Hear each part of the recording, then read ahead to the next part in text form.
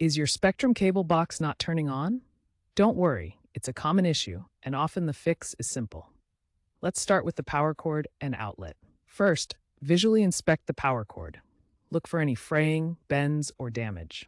If you see any damage, that's likely the culprit. Next, make sure the cord is securely plugged into both the cable box and the wall outlet. Now let's check the outlet. Use a voltage tester to ensure the outlet is providing a consistent 120 volts AC power. If the outlet isn't working, try plugging the cable box into a different outlet that you know is functional. Avoid using extension cords unless they are certified for electronics, as they can sometimes cause power issues. These simple checks address the most frequent causes of power failure. According to Spectrum's data, roughly 70% of power-related issues are resolved with these steps. If the power cord and outlet are fine, the next step is to perform a reset. Unplug the cable box from the outlet completely. Wait a full 60 seconds.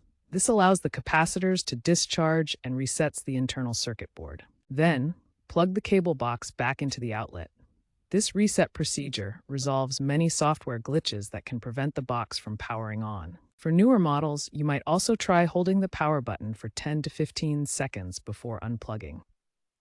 If your cable box still won't power on after these steps, it may indicate a more serious hardware issue or require a firmware update. Also understand cable boxes are becoming obsolete. More and more people are moving towards just using the Spectrum app.